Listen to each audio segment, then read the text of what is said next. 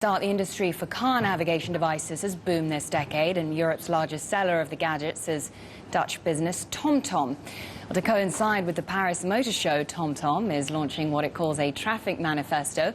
It contains a list of the most congested places across Europe's road network. And CEO Harrold Goddijn is here to tell us a little bit about his findings. Harrold? Yeah, so what we're doing is we've invested a lot of time and energy and clever people in making traffic information available across Europe. And not only that, using that traffic information to route consumers dynamically around the road network. And what that means is that if there are roads available that can take you to your destination faster, we will route you through those. And that's an interesting one, because what we also figured out is that if enough people are doing that, what we can also see is that the overall congestion on the overall road network will be reduced. And we think we can achieve up to 5% of congestion reduction if sufficient amount of people are using a more dynamic way of getting to their destination. And how is that? I mean, what's your sort of consumer demand like at the moment? Are you seeing a lot of demand for your product? Yeah, we see a lot of demand for our product. We've had enormous growth in the first years. That has come down a little bit, but we are selling about 6 million devices every year.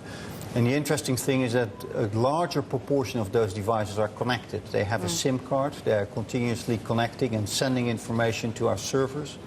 And from that, we know how traffic is going along the routes. And if we know that, then we can also calculate for our customers faster routes to get to their destination. And what we're saying today is, don't accept traffic as it is.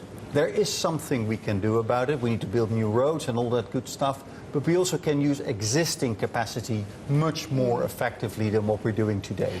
You alluded there to things being a little bit tough for you this year, and we are seeing more and more people now using navigation applications on their smartphones.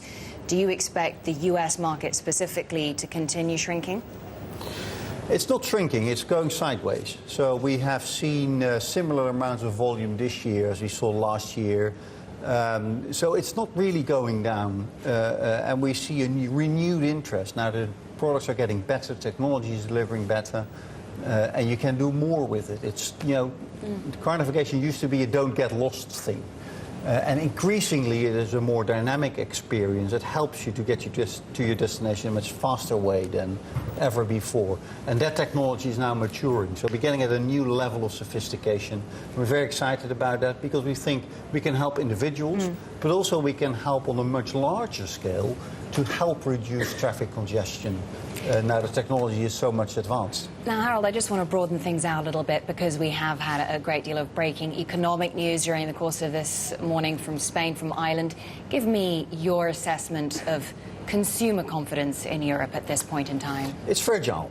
It's fragile. It is, we see in some areas, we see demand increasing, but the car market is still depressed if you compare it to 2007, 2008.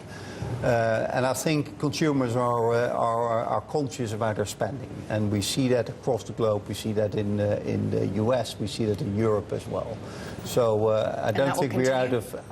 I think it will. I think it will. I think it will continue to be a very fragile situation and a very reluctant consumer base going forward. So things are going sideways a bit. We think of stabilized at the same time, but it's not that there is a great amount of optimism now in the retail place. That's not what we are seeing, at least. Well, Harrold Goddijn, CEO of TomTom, thank you so much for coming in to speak to us. Appreciate it. Thank you very much.